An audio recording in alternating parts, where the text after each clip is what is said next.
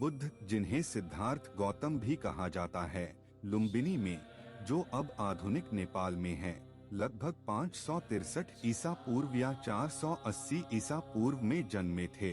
हालांकि सटीक तिथियां भिन्न हो सकती हैं। वह एक राजकुल में जन्मे थे और उनके पिता शाक्य जाति के शासक थे।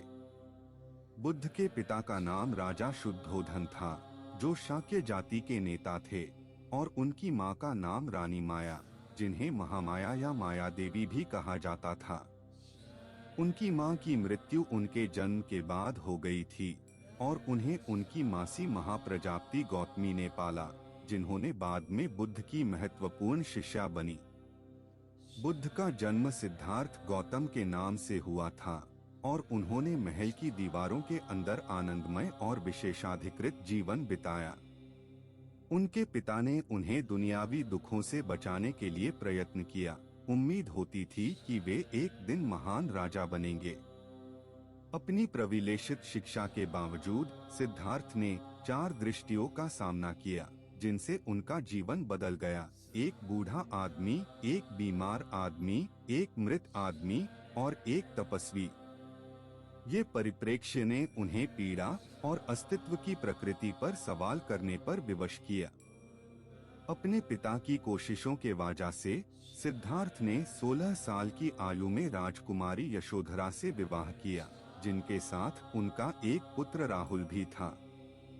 अपने अनुभवों के प्रेरित सिद्धार्थ ने अपने राजकुल जीवन को त्याग दिया और आध्यात्मिक खोज में निकले। वे आध्यात्मिक अवबोधन की खोज में निकले और इस खोज में मनुष्य की जीवन की मौलिक प्रश्नों के उत्तरों की तलाश की। वर्षों के तपस्या के बाद सिद्धार्थ ने महसूस किया कि अत्यधिक आत्मत्याग साक्षात्कार की दिशा में नहीं था। उन्होंने मध्यम मार्ग को अपनाया, जो जीवन में संतुलित और मामूलिक दृष्टिकोण की प्रशंसा करता है। बड़े संयमी अभ्यासों और ध्यान के कई वर्षों के बाद 35 वर्ष की आयु में सिद्धार्थ ने भारत के बोधगया में बोधि वृक्ष के नीचे बोधिसत्व की प्राप्ति की। उन्होंने बुद्ध बनने का अवसर प्राप्त किया, जिसका मतलब होता है ज्ञानी। बुद्ध ने अपने जीवन के अंत तक दुख के स्वरूप, मुक्ति के मार्ग और 4 आर्य सत्यों की अपनी अद्वितीय ज्ञान का प्रशिक्षण दिया। उनकी शिक्षाएं उनके शिष्यों के बीच एक बड़े समुदाय की नींव बन गई, जिन्होंने बौद्ध संघ की नींव रखी।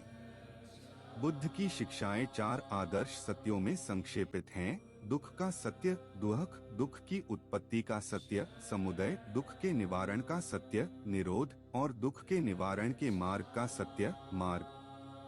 अष्टांगिक मार्ग दुख को समाप्त करने और साक्षात्कार प्राप्त करने के लिए एक प्रैक्टिकल मार्ग है।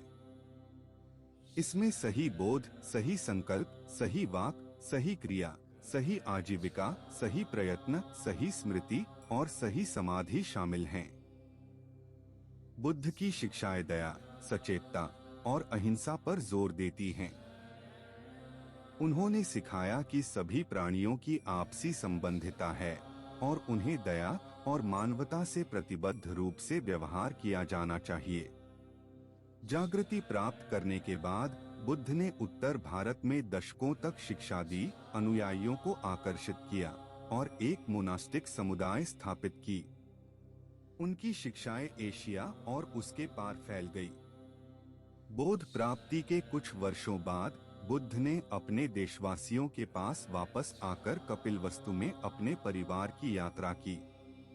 उन्हें देखकर उनकी पत्नी यशोधरा ने उनकी पहचान नहीं की और वे एक प्रमुख महिला शिष्य बन गईं, जबकि उनका बेटा राहुल बाद में संगीत में शामिल हुआ।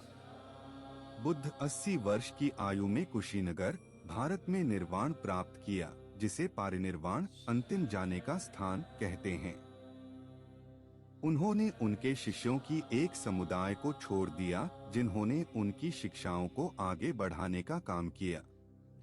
समय के साथ बौद्ध धर्म विभिन्न विद्यालयों और परंपराओं में विभिन्न शाखाओं में विभक्त हो गया, जैसे कि थेरवाद, महायान और वज्रयान, प्रत्येक के अपने व्याख्यान और प्रथाओं के साथ। बुद्ध की चित्रकला में उनकी विशेषताओं की कुछ पहचानी जाती है, जैसे कि विस्तारित कानों की सिखाई जाती है, जो उनके भौतिक संपत्ति की त्याग की प्रतीक है, और उनके सिर पर बुद्ध की उबार, जिसका उनकी बुद्धिमता का प्रतीक है। ये कुछ महत्वपूर्ण तथ्य बुद्ध और उनकी शिक्षाओं के बारे में हैं। बौद्ध धर्म एक महत्वपूर्ण विश्व धर्म है, जिससे लाखों लोगों का जीवन प्रभावित होता है, और यह दर्शन, नैतिकता और सचेतनता प्रथाओं में योगदान करता है।